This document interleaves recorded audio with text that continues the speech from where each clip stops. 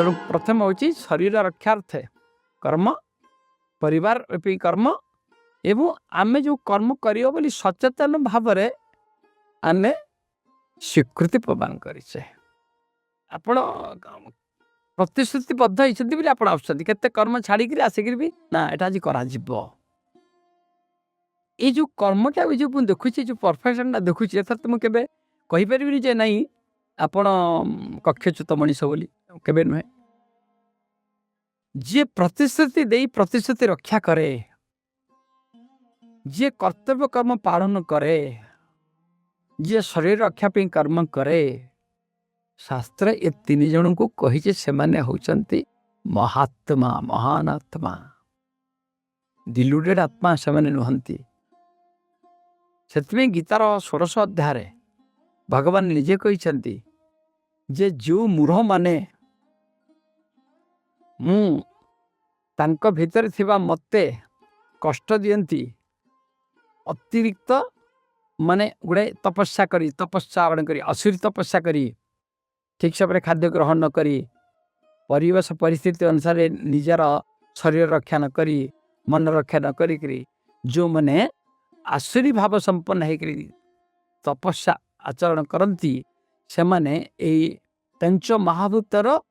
संगति नष्ट कर दियंती से असुर मान को मु नरक बारंबार फोपाड़ी दिए संसार से शुद्ध है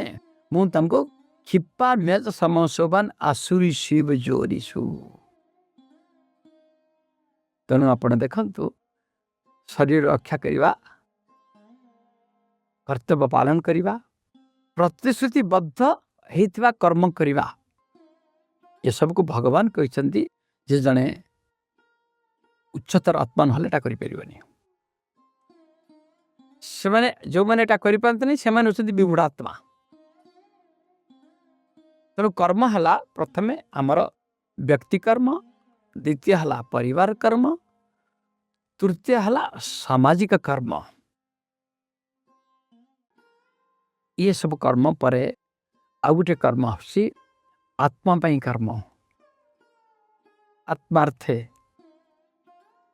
हला वर्तमान तापर सृष्टि रक्षा पई कर्म सृष्टि रक्षा माने देखतो आमर सृष्टि कहले आम ये सप्त लोक को बुझुचे भू भुवा स्व जन तप मह ये सब तेणु आमको स्वलोक पर्यंत भूलोक भुवलोक स्वलोक ये तीन लोक पाई कर्म करने पृथ्वी थिबा मनीष मानकर रही इटा कह जाए तांकर ये कर्म को कह जाए कौन ना अध्यात्म कर्म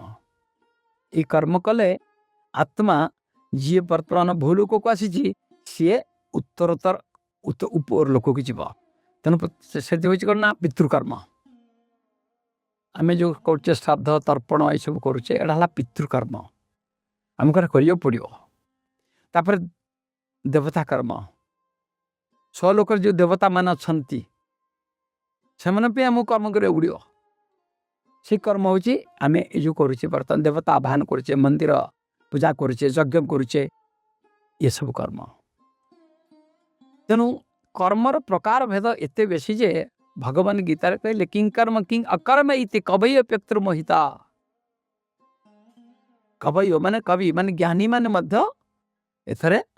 तत्व जानी पारंती नहीं सेथिपई हे अर्जुन तत्ते कर्म प्रवक्ष्यामि से तत्ते मु कर्म कौन से कथा कहूँ कर्म तत्ते बर्तमान तत्ते कहबी जज्ञाता मुख्य से शुभात जहाँ जानला परे तू समस्त अशुभ और शुभ ए उभय प्रकार कर्म मुक्त हो केते बड़ तत्व देख शुभ कर्मटा भी बंधन अशुभ कर्मटा भी बंधन शुभ कर्मटा हला सुखर बंधन अशुभ कर्मटा हला दुखर बंधन संसार में प्रत्येक मनीष ये दुई प्रकार बंधन में बांधि रही तेणु भगवान कहते तत्व कर्म प्रवक्ष्यामि जज्ञाता मुख्य से शुभात मुख्य से शुभात अशुभात संधि गला शुभात तेणु तत्ते अर्जुन बर्तमान मुझे कर्म तत्व कहबी बुझेदेवी जाफल तो ये सब मुक्त हो कर्मण विबोधव्यं अकर्मण च बोद्धव्यं विकर्मण च बोद्धव्यं कर्म कौन अकर्म कौन विकर्म कौन जाने